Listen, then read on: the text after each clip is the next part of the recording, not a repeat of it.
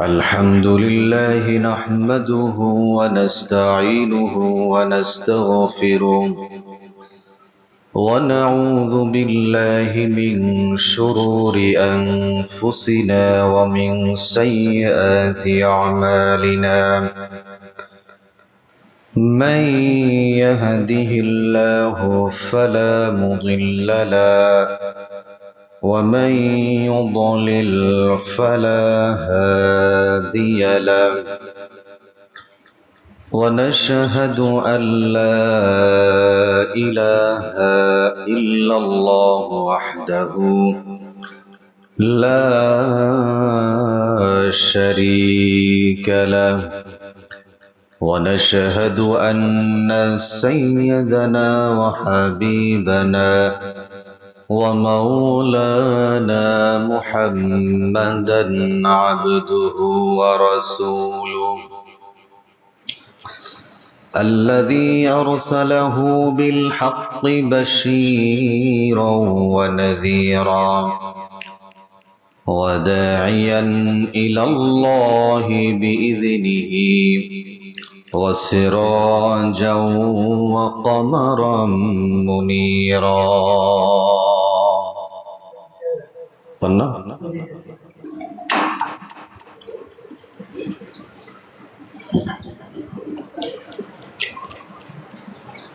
فقد قال الله تعالى في كلامه المجيد والفرقانه الحميد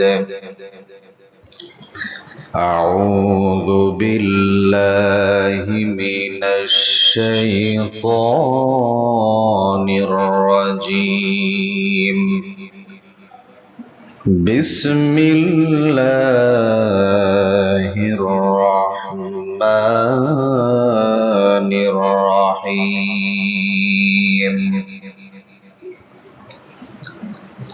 فقلت استغفروا ربكم إنه كان غفارا يرسل السماء عليكم مدرارا ويمددكم بأموال وبنين ويجعل لكم جنات ويجعل لكم أنهارا وقال رسول الله صلى الله عليه وسلم من قرأ آية الكرسي دبر كل صلاة مكتوبة لم يمنع من دخول الجنة إلا الموت صدق الله المولانا العلي العظيم وصدق رسوله النبي الكريم ونحن على ذلك لمن الشاهدين والشاكرين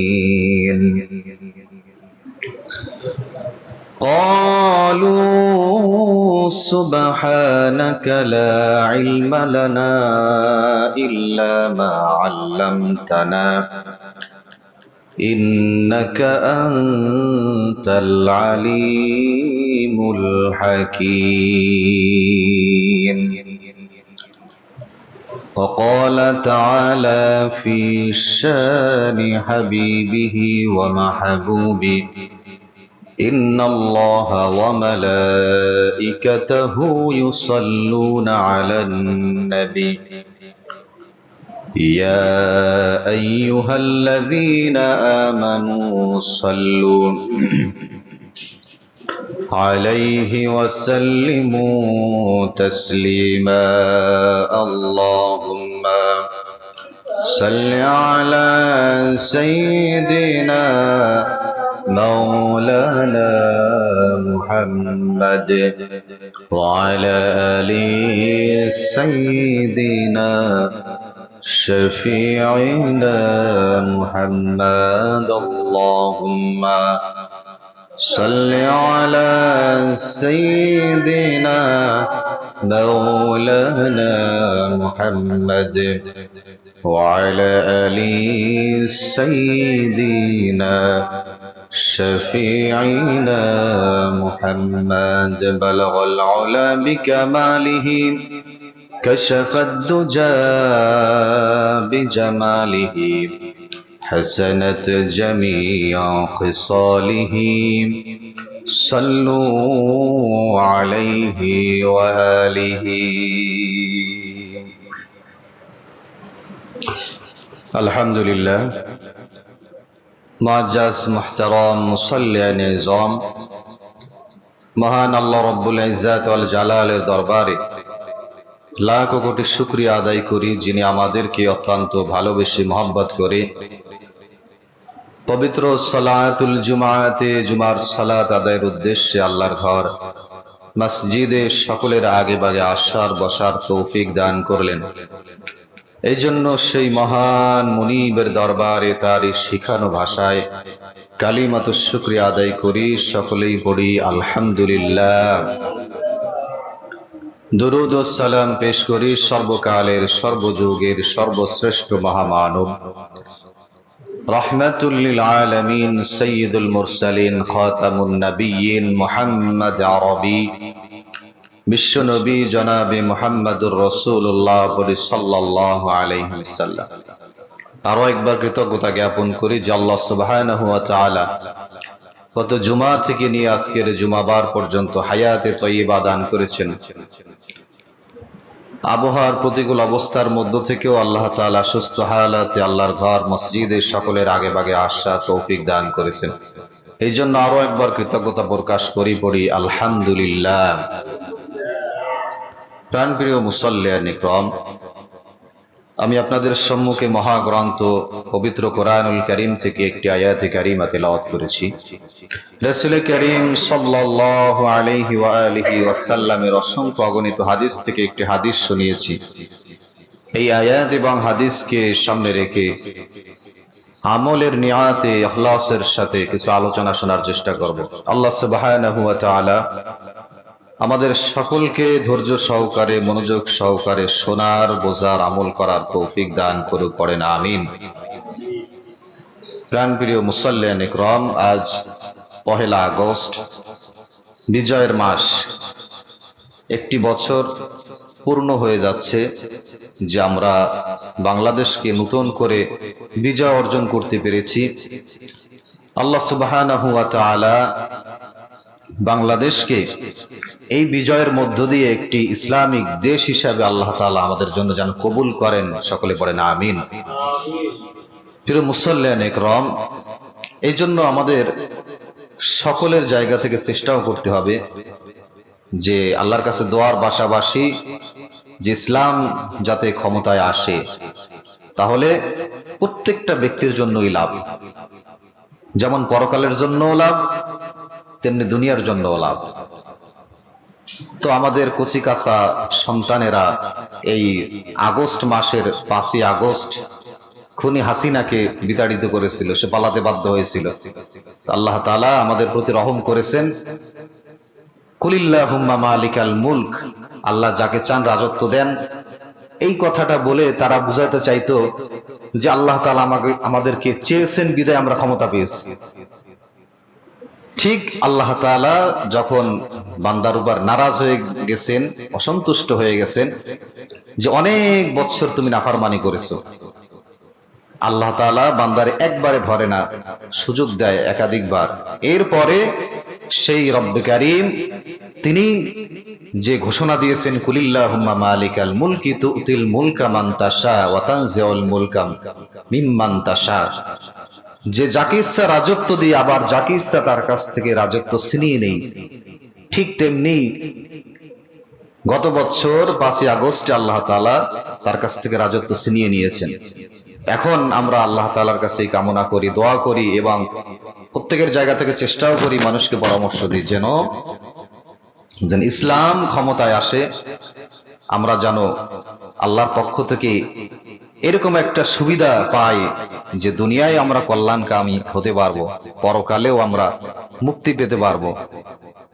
এই যে এত আওয়াজ নসিহাত হয় তারপর মানুষ পরিবর্তন হয় না, কিন্তু যদি ইসলাম ক্ষমতায় থাকতো এত বেশি ওয়াজ করে পরিবর্তন করা লাগতো না, অল্পতেই পরিবর্তন হয়ে যেত।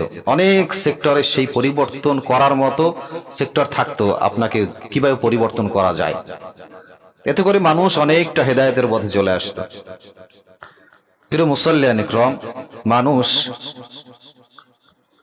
দুনিয়ার ভিতরে কোরআন এবং হাদিসের আলোকে যতটুকু বোঝা যায়, দুই দলে মানুষ বিভক্ত। একদল শুধুমাত্র দুনিয়াদার, কোরআনের ভাষায় যাদেরকে সরাসরি যারা দুনিয়াদার তাদেরকে কাফের বলা হয়েছে। আরেক দল মানুষ, এটা প্রাথমিক পর্যায়ে, আরো বিভিন্ন দলে মানুষ বিভক্ত হয়ে গেছে কোরআন হাদিসের ভাষ্যমতে। আরেকটা হলো দিনদার, যারা কোরআনের ভাষায় যাদেরকে ঈমানদার বলা হয়েছে। তো যারা দুনিয়াদার হবে, আল্লাহ তাআলার কাছে চাইবে যে দুনিয়াটাই আমি পুরাপুরি ভোগ করতে চাই, দুনিয়ার চাকচিক্য মোহ আমার যেন পরিপূর্ণ হয়, সেটা পরকালকে বাদ দিয়ে যারা চিন্তা করবে। আল্লাহ তাআলা পবিত্র কোরআনুল কারীমের ভিতরে বলেন, সূরা বানী ইসরাঈলের ভিতরে আসছে স্পষ্ট বর্ণনা। আল্লাহ তাআলা বলেন, মান কানা ইউরিদুল আজিলাতা আজ্জালনা লাহু ফিহা মা নাশাউ লিমান নুরিদু সুম্মা জাআলনা লাহু জাহান্নাম। যে যারা চাইবে, মান কানা ইউরিদুল আজিলাতা আজ্জালনা লাহু ফিহা, যারা দুনিয়া চাইবে, যারা দুনিয়া চাইবে পরকালকে বাদ দিয়ে, যে দুনিয়ার সবকিছু ভোগ করব কিন্তু পরকাল আমার দরকার নাই, তো এরা হচ্ছে কাফের। যে আমার ঈমান দরকার নাই, আমি দুনিয়ায় যত কিছু চাকচিক্য যা আছে সবকিছু আমি অর্জন করতে চাই।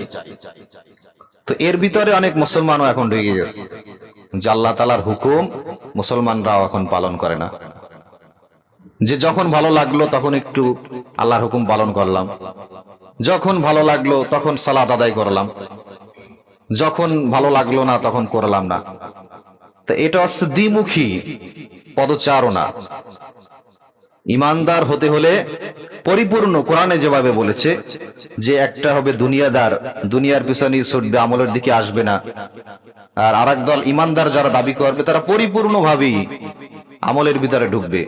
তারা এক ওয়াক্ত সালাত পড়ে পরের ওয়াক্ত বাদ দিয়ে আবার পরের ওয়াক্ত পড়বে, মুনাফিকের মতো এরকম করবে না তারা, বরংস তারা পরকালকে বাদ দিয়ে নয়, পরকালকে সামনে রেখেই দুনিয়ার ভিতর পরিচালনা করবে। তো প্রথম যেই বর্ণনা, মান কানা ইউরিদুল আজিলাতা, যারা দুনিয়া চাইবে, দুনিয়া নিয়ে ব্যস্ত হয়ে পড়বে, আল্লাহ তাআলা বলেন, থুম্মা জাআলনা লাহু জাহান্নাম, যে তারা শুধু দুনিয়াই পেয়ে যাবে, পরকালে তাদের জন্য কিছুই থাকবে না, বরংস পরকালে তাদের জন্য থাকবে জাহান্নাম। এই জাহান্নাম তারা এতটা নিকৃষ্ট অবস্থায় থাকবে, ইয়াসলাহা মাযমুমান মাদহুরা, যে এখানে তারা যাইতে চাবে না। যে দুনিয়ায় আমরা তো অনেক রাজত্ব দেখিয়েছি, এখন পরকালে এসে এখানে আমাদেরকে জাহান্নামে দেবে, তাও এত নিকৃষ্ট, তারা যাইতে চাবে না। তা কোরআনুল কারীম আয়াতে বললে আল্লাহ তাআলা বলেন যে ইয়াসলাহা মাযমুমান মাদহুরা, ঘৃণিত অবস্থায়, নিন্দিত অবস্থায়, নিকৃষ্ট অবস্থায় তাদেরকে নিক্ষিপ্ত করা হবে, নাউযুবিল্লাহ। আল্লাহ তাআলার হুকুম থেকে যারা এইভাবে দূরে সরে যাবে, যে আল্লাহ তাআলা তাদেরকে দুনিয়া দিয়ে দিবেন, একজন ঈমানদার ব্যক্তি আর একজন বেঈমান ব্যক্তি, আল্লাহ তাআলা ওই ঈমানদার ব্যক্তিকে যতটুক না দেয় দুনিয়াতে, বেঈমান ব্যক্তিকে তার চেয়ে বেশি দেয়। বেশি দেয় কিনা এ ব্যাপারে হাদিস আছে। কারণ কি, যে বেঈমান ব্যক্তি সে দুনিয়াই পেয়ে যাবে, পরিপূর্ণ ভোগ সে দুনিয়ায় করবে, কিন্তু যে ঈমানদার ব্যক্তি তাকে আল্লাহ তাআলা কিছুটা হাতে রেখে দেয়, যখন কিছু করে পরিপূর্ণ দুনিয়াতে দিয়ে দেয় না, তার জন্য পরকালে একটা বিশাল ব্যবস্থা তার জন্য আছে, এই জন্য সব তারে দিয়ে দেয় না। এই জন্য আমরা মন খারাপ অনেক সময় করি, যে ও বেঈমান, নামাজ পড়ে না, নাফরমানি করে, রোজা রাখে না, কিছু করে না, অথচ আল্লাহ তাআলা সব কিছু দিয়ে দিচ্ছে, আমারে পরিপূর্ণ দেয় নাই। ইমানদার ব্যক্তি আল্লাহর পক্ষ থেকে সবচাইতে বড় পুরস্কার পাবে। এই জন্য কষ্ট পাওয়া যে আল্লাহ তাআলা আমাকে দিচ্ছে না, এটা পাওয়া যাবে না। ঈমান ঠিক রেখে যতটুকু আল্লাহ তাআলা বান্দাকে দিবেন তার উপরে সন্তুষ্ট থাকাই হলো একজন প্রকৃত ঈমানদারের বৈশিষ্ট্য। দ্বিতীয় আয়াতে আল্লাহ তাআলা বলেন, ওয়ামান আরাদাল আখিরাতা ওয়া সা'a লাহা সা'য়াহা ওয়া হুয়া মুমিনুন ফাউলাইকা কানা সা'য়ুহুম মাশকুরা। আল্লাহ তাআলা বলেন, যারা আখিরাত কামনা করে, ওয়ামান আরাদাল আখিরা, যারা আখিরাত তথা পরকাল কামনা করে, আল্লাহর কাছে এটাই চায় যে আল্লাহ আমার পরকাল যেন ছুটে না যায়। দুনিয়া যতই ছুটে যা, কিন্তু পরকাল যেন আমার কি হয় না, ছুটে না যায়। এই কামনা, এই বাসনা, এই চিন্তা ভাবনা মনের ভিতর যাদের আছে, এই চিন্তা ভাবনা নিয়ে সামনে কাজ করে, এই চিন্তা ভাবনা নিয়ে ইবাদত করে, কোনোভাবে তার ভিতর থেকে যেন ত্রুটি না হয়। ব্যক্তি ব্যবসা করে ওজনে কম দেয় না, ব্যক্তি মানুষের সাথে মেশে সে মিথ্যা কথা বলে না, ব্যক্তি সকলের সাথে সুন্দর আচার ব্যবহার করে, কারণ তার ঈমানটা ঠিক রাখতে হবে, পরকাল যেন মিস না হয়ে যায়। এই চিন্তা ভাবনা নিয়ে প্রত্যেকটা কাজ কর্ম ব্যক্তি করে। ওয়ামান আরাদাল আখিরাতা ওয়া সা'a লাহা সা'য়াহা, যে চেষ্টা করে পরকাল পাওয়ার জন্য, যেই ব্যক্তি চেষ্টা করবে, ওয়া হুয়া মুমিন, এরাই হলো মুমিন, ফাউলাইকা কানা সা'য়ুহুম মাশকুরা, তাদের জন্য বড় পুরস্কারের ব্যবস্থা। তার মানে তাদেরকে আল্লাহ তাআলা সবচাইতে বড় পুরস্কার জান্নাত, জান্নাত আল্লাহ তাআলা ওই ব্যক্তিকে দান করে দিবে। সুবহানাল্লাহ। এই জন্য দুনিয়ার ভিতরে চলাফেরা প্রত্যেকটা মানুষ আমাদের করতে হবে, কিন্তু পরকালকে বাদ দিয়ে নয়। দিনটা আমাদের সবারই শুরু হয়েছে, কারো ফজরের সালাত জামাতের সাথে আদায় করে শুরু হয়েছে, কারো 8টা 9টা 10টায় ঘুম ভেঙে শুরু হয়েছে, আবার কারো ঘরের ভিতর সালাত আদায় করে মোটামুটি মুরগির ঠোকরের মতো 2টা সেজদা দিয়েও আদায় হয়েছে কিনা? ঈমানদার ব্যক্তি সে দুনিয়ায় চলাফেরা করার সময় পরকালকে সে চিন্তা করবে যে দুনিয়ার শুরু হয়েছে, দুনিয়ার শুরুটা মানে দিনের শুরুটা সালাত আমার যেন জামাত না ছুটে যায়, কারণ এই দুনিয়া তো ক্ষণস্থায়ী। মৃত্যু পর্যন্ত ইবাদত করতে হবে। আর মৃত্যু কখন হবে, মৃত্যু কখন আসবে এটা আমরা কেউ জানি না, কোনো ব্যক্তি জানি না। আল্লাহ তাআলা বলছেন, ওয়াবুদ রাব্বাকা হাত্তা ইয়াতিয়াকাল ইয়াকিন, মৃত্যু পর্যন্ত তোমার ইবাদত করতে হবে। মৃত্যুর আগ পর্যন্ত, যতক্ষণ পর্যন্ত শ্বাস চলতেছে ততক্ষণ পর্যন্ত ইবাদত করতে হবে, ইবাদত থেকে দূরে সরে যাওয়া যাবে না। আপনার স্ত্রীর সাথে মনোমালিন্য হয়েছে, আপনি 2 দিন চলে গেলেন এক জায়গায়, আপনার সন্তানের সাথে মনোমালিন্য হয়েছে, আপনি চলে গেলেন এক জায়গায়, কিছু সময়ের জন্য আপনি চাইলে যাইতে পারেন, আবার চলে আসলেন, কিন্তু আপনি ইবাদত থেকে 2 দিন ছুটি নিলেন যে আজকে আমি ইবাদত করব না, আমি অমুক জায়গায় যাচ্ছি, এখানে আমার সময় দিতে হবে, এরকম কোনো সুযোগ আছে? নাই। মৃত্যু পর্যন্ত আপনার ইবাদত বন্দেগী করতে হবে, এখান থেকে ছুটি নেওয়া, ছাড়পত্র নেওয়ার কোনো সুযোগ নাই। অথচ আমরা তো ছাড়পত্র নিয়েই নিছি, আমরা ইবাদত থেকে নিজের ইচ্ছা মতো ছাড়পত্র নিয়ে নিছি যে আজকে ভালো লাগলো, আজকে শরীরটা ভালো, নিজে বলে মনে মনে চিন্তা ভাবনা করে নিছি। আসলে একটা মনোবল কিন্তু মানুষের ভিতরে আছে। আমি শয়তানকে বুঝ দিলাম যে আমার ভিতরে দাগা দিচ্ছে, আমি চিন্তা করলাম যে আজকে তো আমার শরীরটা ভালো না আসলে, কিন্তু আমার যে শরীর আছে, আমি কিন্তু মসজিদে যে সালাত আদায় করতে পারি, তা আমি মনে মনে চিন্তা করলাম যে আজকে আমার শরীর ভালো না, এই জন্য আমি মসজিদে যাব না। আবার পরের বেলায় চিন্তা করলাম যে এখন আমার শরীর ভালো আছে, এখন আমি যাই। আবার অনেক ব্যক্তি আছে সারা পথ ঘুরে হেঁটে হেঁটে এসে মসজিদে এসে দুর্বলতা, মসজিদে এসে তাড়াহুড়া, মসজিদের ভিতর আসলে কেমন যেন অস্থিরতা, যে এত বেশি সময়। এমনও জায়গা আছে যে ইমাম সাহেব আলোচনা করতেছে, 2 মিনিট বেশি হলো কেন, পিছন থেকে সিগন্যাল দেয় যে হুজুর শেষ করেন না কেন তাড়াতাড়ি, মানে অস্থিরতা। মসজিদের ভিতর যে আল্লাহর ঘর, আসছি ইবাদতের জন্য আসছি, এখানে 2টা মিনিট যদি আমি বেশি সময় দেই তাহলে আমার সব বেশি হবে। সালাত একটু লম্বা হয়ে গেলেই পিছন থেকে কাশাকাশি শুরু হয়ে যায় যে এত লম্বা সময় হচ্ছে কেন। তার মানে আমাদের ইবাদতের ভিতরে সেই মজা, ইবাদতের ভিতরে যে তৃপ্তি, ঈমান থাকলে যে মজা পাওয়া দরকার সেই মজা আমরা পাই না। যদি নামাজের ভিতরে মজা পেতাম তাহলে মনে মনে এই চিন্তা করতাম যে আজকে যেহেতু সূরা একটু বেশি পড়তেছে লম্বা, তাহলে তো আরো ভালো, আল্লাহর সাথে সাক্ষাৎ হচ্ছে, আমার আল্লাহর সাথে সরাসরি কথা হচ্ছে, একটু দীর্ঘ সময় থাকতে পারতেছি। এই ফিলিংস আমাদের ভিতরে আসে না। আমাদের ভিতরে আসে মসজিদে আসার সঙ্গে সঙ্গে ঘড়ির দিকে তাকাই, কয়টা বাজে, নামাজে কত মিনিট লাগলো। প্রত্যেক দিন লাগে নামাজে 5 মিনিট, আজকে কেন 10 মিনিট লাগলো, আজকে বেশি সময় লাগলো কেন? এই চিন্তা ভাবনা অনেকের ভিতরে চলে আসে। কিন্তু যেই ব্যক্তি পরকাল নিয়ে ভাবে যে আমার মৃত্যু যে কোনো সময় হয়ে যাবে, পরকাল নিয়ে চিন্তা করে সামান্য সময়, সেই ব্যক্তির ভিতরে এই চিন্তা ভাবনা আসবে না। সেই ব্যক্তি ইবাদতের ভিতর মজা পাবে, ইবাদতের ভিতরে ডুবে থাকার চেষ্টা করবে। আপনি আমি সারাদিন ইবাদত বন্দেগী তো করার জন্য হুকুম আল্লাহ তাআলা দেয় নাই। 5 ওয়াক্ত সালাত আদায় করার জন্য বলেছেন, 50 ওয়াক্ত দেওয়ার কথা ছিল, আল্লাহ তাআলা দিয়েছিলেন ও বান্দাদেরকে। শেষ জামানার উম্মাত আমাদেরকে আল্লাহ তাআলা 50 ওয়াক্ত দিয়েছিলেন, কিন্তু নবী আলাইহিস সালাতু ওয়াস সালাম কমিয়ে কমিয়ে 9 বার যে 45 ওয়াক্ত কমানোর পরে 5 ওয়াক্ত আমাদেরকে দিয়েছেন। আল্লাহ তাআলা বলেও দিয়েছেন, এই 5 ওয়াক্ত যদি আপনার উম্মতেরা সঠিকভাবে আদায় করে, আপনি তো আসছেন আমার কাছ থেকে নামাজ কমানোর জন্য, কিন্তু আপনি তো সওয়াব কমানোর জন্য আমার কাছে আসেন নাই। তো আমি আল্লাহ তাআলা 50 ওয়াক্তের যে সওয়াব আমি চিন্তা করেছি আপনার উম্মতদেরকে দেওয়ার জন্য, আমি আল্লাহ তাআলা 50 ওয়াক্তের সওয়াবই দান করে দেব, সুবহানাল্লাহ, কম দেব না। আল্লাহ তাআলা বান্দাকে জান্নাতে নিতে চায়, আল্লাহ তাআলা কার্পণ্য করে না, কিন্তু বান্দা সেটা বুঝতে পারে না। এই জন্য দুনিয়ার জিন্দেগি স্বল্প সময়ের জিন্দেগি, যে আল্লাহ তাআলা ইবাদত বন্দেগীতে বেশি বেশি সময় দেওয়া।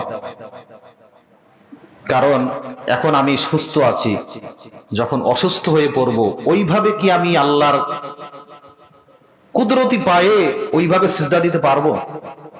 একটু চিন্তা ভাবনা করা দরকার, গভীরভাবে চিন্তা ভাবনা করা দরকার, যে আমি এখন যতটুকু সুস্থ আছি, আর 5 বছর পরে আর 10 বছর পরে আমি কি এতটা সুস্থ থাকবো? বার্ধক্য উপনীত হবে, আমি চাইলেও সেইভাবে সঠিকভাবে দাঁড়াতে পারবো না। হাঁটুতে ব্যথা থাকবে, মাজায় ব্যথা থাকবে, আমি সিজদা যেভাবে দেওয়া দরকার সেইভাবে সিজদা দিতে পারবো না। সিজদা তো অনেকেই সিজদা দেয়, সিজদাতে যে হাত একদম মিশিয়ে দেয়, মনে হয় যেন ঘুমিয়ে পড়ছে, মহিলাদের মতো সিজদা দেয়। এটা হলো একজন পুরুষ সিজদা দিবে স্ট্রং ভাবে, তার হাতটা উঁচু থাকবে, এমনকি ভিতর থেকে সিজদা যখন দিবে তখন তার ভিতর থেকে ছোট একটা বকরি, ছাগলের বাচ্চা যেন ভিতর থেকে যেতে পারে, এত পরিমাণ এতটুকু ফাঁকা থাকবে। হাদিসের ভিতরে আসছে যে ছোট একটা বকরি ছাগল ভিতর থেকে যেন হাতের ভিতর থেকে যেতে পারে সিজদা দেওয়ার সময় পুরুষের। তো এখন আপনার যেই শক্তি আছে, যেভাবে আপনি সিজদা দিতে পারতেছেন, একটা সময় দেখবেন হাত উঁচু করে এইভাবে সিজদা ভর করে অনেকে দিতে পারে না, পারবেন না আপনি, সেরকম বার্ধক্য উপনীত হবেন। তো এখন যেই বয়স বা যে শক্তি আল্লাহ তাআলা দিয়েছে, সেই শক্তি কাজে লাগিয়ে আল্লাহর ইবাদত করা। এই ইবাদতের ভিতরে যেই মজা, যেই তৃপ্তি, যেই সওয়াব আল্লাহ তাআলা দান করবেন, আপনি যখন সমস্যা হবে আপনার শরীরের ভিতরে, তখন আপনি ইবাদত করলে আল্লাহ তাআলা ওই সওয়াব দান করবেন। এই জন্য সুস্থ থাকা অবস্থায় আল্লাহর ইবাদত করা, অসুস্থ অবস্থায় ভুল ত্রুটি হলে আল্লাহ তাআলা ওই ভুল ত্রুটি গুলো মার্জনা করে দিবেন, যে সুস্থ অবস্থায়, শরীর ভালো থাকা অবস্থায়, যৌবন থাকা অবস্থায় বেশি বেশি ইবাদতে সময় দিয়েছে বান্দা।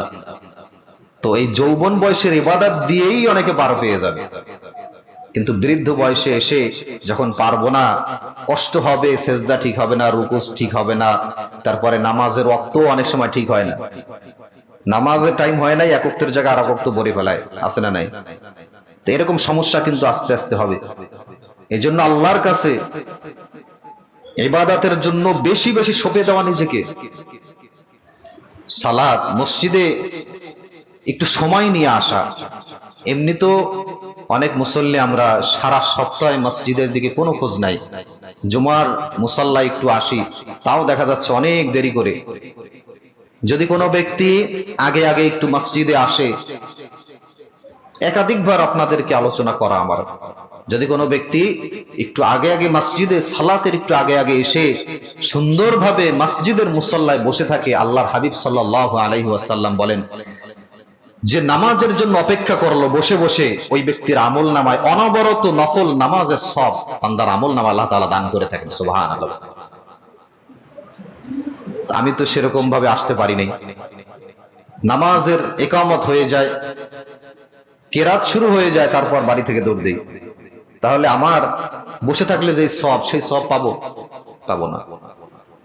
চেষ্টা করতে হবে যে টাইমে নামাজ তার একটু আগে এসে 2 মিনিট 1 মিনিট একটু সময় মসজিদে বসে থাকা, একটু সময় মসজিদে বসে থাকলে অনবরত সালাত আদায় করলে যেই সব, নফল সালাতের সব আল্লাহ তাআলা দান করে দেয়। নবীজি বলেন নামাজ শেষ হয়ে যাওয়ার পরে তাড়াহুড়া নাই। খুব সমস্যা এই জায়গাটায় সবচাইতে বেশি। ইমাম সাহেব সালাম ফিরাবে কি, আমি মুসল্লি আগে সালাম ফিরে দাঁড়ায় যাই। 50% এর বেশি এই সমস্যা।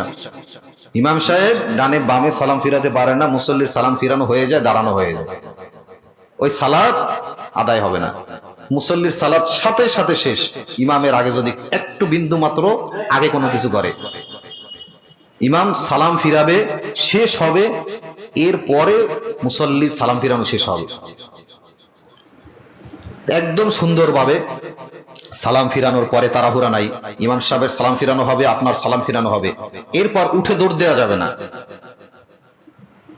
একজন সাহাবী হযরত ওমর রাদিয়াল্লাহু তাআলা আনহু, তিনি তার পাশে একজন ব্যক্তি নামাজ আদায় করতেছিলেন, তো নামাজ শেষ করার সঙ্গে সঙ্গে সালাম ফিরানোর পরেই সাথে সাথে সে দাঁড়ায় গেছে। তো হযরত ওমর একটু রাগী ছিলেন, তিনি ধরে হাত টান দিয়ে বসাই দিয়েছে, বেটা এত ব্যস্ততা কিসের, এত তাড়াহুড়ো কিসের, দৌড় দিচ্ছ কোথায়, কোথায় যাচ্ছ তুমি, বসো, একটু সময় বসো, 2-5 সেকেন্ড বসো, স্থির হও। তার আগে ধরে বসাই দিলেন।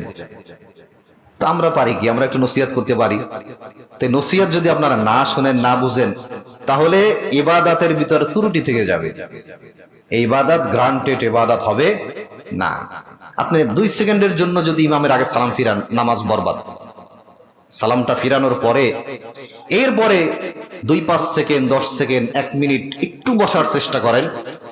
নবী আলাইহিস সালাতু ওয়াস সালাম সালাম ফিরানোর সঙ্গে সঙ্গে হাদিসের ভিতরে আসছে, একবার পড়তেন আল্লাহু আকবার, 3 বার পড়তেন আস্তাগফিরুল্লাহ আস্তাগফিরুল্লাহ আস্তাগফিরুল্লাহ। আবার বলছি, নবীজি যখন সালাম ফিরাতেন, সালাম ফিরানোর পরে সঙ্গে সঙ্গে জবানে মোবারক থেকে একবার আল্লাহু আকবার পড়তেন, আর 3 বার ইস্তেগফার পড়তেন, আস্তাগফিরুল্লাহ আস্তাগফিরুল্লাহ আস্তাগফিরুল্লাহ। এই আমলটা নবীজি করতেন সব সময়। এই আমলটা করা যাবে না সকলেই, কোনো তাড়াহুড়া নাই, সালাম ফিরানোর পরে উঠে দৌড় দেওয়া নাই।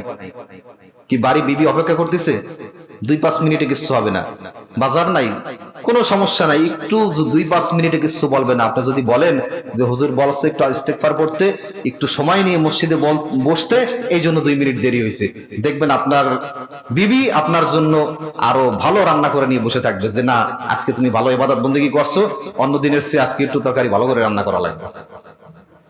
নবীজি সাল্লাল্লাহু আলাইহি ওয়াসাল্লাম আল্লাহু আকবার 3 বার ইস্তেগফারের পরে তাড়াহুড়া করতেন না। নামাজের পরে আরো অনেকগুলো তাসবিহ পাঠ করতেন, তার ভিতরে আয়াতুল কুরসি তেলাওয়াত করতেন। যারা আয়াতুল কুরসি আমরা জানি, আয়াতুল কুরসি তেলাওয়াত করা, আল্লাহর হাবিব সাল্লাল্লাহু আলাইহি ওয়াসাল্লাম বলেন, মান ক্বারাআ আয়াতুল কুরসি দুবুরা কুল্লি সালাতিন মাকতুবা লাম ইয়ামনাউ মিন দুখুলিল জান্নাতি ইল্লাল মাউত। আল্লাহর নবী সাল্লাল্লাহু আলাইহি ওয়াসাল্লাম বলেন, যদি কোনো ব্যক্তি প্রত্যেক ফরজ সালাতের পরে আয়াতুল কুরসি তেলাওয়াত করে, লাম ইয়ামনাউ মিন দুখুলিল জান্নাতি ইল্লাল মাউত, ওই ব্যক্তি জান্নাতে যাওয়ার জন্য শুধুমাত্র বাধা থাকে মৃত্যু। তার মানে ওই ব্যক্তি মৃত্যুবরণ করে না, এই জন্য জান্নাতে যেতে পারে না। ওই ব্যক্তি মৃত্যুবরণ করবে, সঙ্গে সঙ্গে ব্যক্তি জান্নাতে চলে যাবে। সুবহানাল্লাহ। যে মৃত্যুর সাথে সাথে ব্যক্তি কোথায় যাবে? জান্নাতে চলে যাবে। সহিহ হাদিসের বর্ণনা। এই জন্য যারা একটু সময় দিতে পারে নামাজের পরে, তাড়াহুড়া না করে ইস্তেগফারের পরে আয়াতুল কুরসি, এই আমলটা আমাদের ভিতরে নিয়ে আসার চেষ্টা করা দরকার। মাত্র 3 থেকে 4 লাইন আয়াতুল কুরসি, আল্লাহু লা ইলাহা ইল্লাহু, এ পড়লে আমাদের বাংলা একটা রচনা মুখস্থ হয়ে যায়, ইংলিশের এসে মুখস্থ হয়ে যায়। আর আয়াতুল কুরসির মতো 3-4 লাইনের মুখস্থ করা যাবে না? সম্ভব, কোনো ব্যাপার না। আর যারা আরেকটু ভালো অ্যাডভান্স মুসল্লি আছে, তারা আরেকটা ইস্তেগফার আছে যার নাম হলো সাইয়্যিদুল ইস্তেগফার। দুনিয়ার মধ্যে সর্বশ্রেষ্ঠ ইস্তেগফার হচ্ছে সাইয়্যিদুল ইস্তেগফার। এই ইস্তেগফার যদি আপনি নামাজের পরে পড়তে পারেন, তাহলে নবীজি ঘোষণা দিয়েছেন, যদি কোনো ব্যক্তি সকালে পড়ে, আয়াতুল কুরসি তো প্রত্যেক ফরজ সালাতের পরে পড়তে হবে, আর এই সাইয়্যিদুল ইস্তেগফার পড়তে হবে সকালে একবার আর সন্ধ্যায় একবার, অর্থাৎ ফজরের পর একবার পড়বেন আর মাগরিবের সময় একবার পড়বেন। এর ফজিলত কি? আল্লাহর নবীজি বলেন, যদি কোনো ব্যক্তি সাইয়্যিদুল ইস্তেগফার সকালে তেলাওয়াত করে, আর যদি ওই ব্যক্তি সন্ধ্যার মধ্যে এই সময়ের ভিতরে যদি ব্যক্তির মৃত্যু হয়ে যায়, এই ব্যক্তির যদি মৃত্যু হয়ে যায়, আল্লাহর নবী বলেন এই সময়ের ভিতরে মৃত্যু হলে ব্যক্তি জান্নাতি হয়ে যাবে। আর যদি কোনো ব্যক্তি সাইয়্যিদুল ইস্তেগফার সন্ধ্যায় তেলাওয়াত করে আর পরবর্তী দিন সকালের ভিতরে যদি ওই ব্যক্তির মৃত্যু হয়ে যায়, তাহলে আল্লাহ রাব্বুল আলামিন ওই ব্যক্তিকে জান্নাত দান করে দিবেন। সুবহানাল্লাহ। ছোট ছোট আমল যদি একটু নিজের ভিতর বাস্তবায়ন করা যায়, যারা মোটামুটি মুসল্লি, 3টা আমলের কথা বলছি, কোনটাই যদি না পারেন ইস্তেগফার তো পারা যাবে, একদম সহজ। আস্তাগফিরুল্লাহ, আস্তাগফিরুল্লাহ, আস্তাগফিরুল্লাহ। তার মানে আমি আল্লাহকে বলতেছি, রব তুমি আমাকে ক্ষমা করে দাও, আমি গুনাহগার, আমি ক্ষমা করে দাও, আমাকে ক্ষমা করে দাও। এই ইস্তেগফার পড়লে বান্দাকে আল্লাহ তাআলা ক্ষমা করে দেন। এই মর্মে আয়াত আছে সামনে, কিন্তু আয়াতের ব্যাখ্যা এখন প্রবেশ করতে পারবো না। আল্লাহ তাআলা হায়াতে তৈয়্যিবা দান করলে ইনশাআল্লাহ সামনের জুমায় এই ইস্তেগফারের আয়াতের ব্যাখ্যা, আরো ব্যাপক বর্ণনা আছে, অনেক ফজিলত আছে। তবে এতটুকু আপনারা আজকে থেকে আমল শুরু করেন যে প্রত্যেক সালাতের পরে আল্লাহু আকবার একবার, ইস্তেগফার 3 বার, এই আমলটা আজকে থেকে শুরু করে দিবেন। এই আমল যেন ছুটে আর না যায়। আল্লাহ তাআলা বোঝার আমল করার তৌফিক দান করুক, পড়েন আমিন।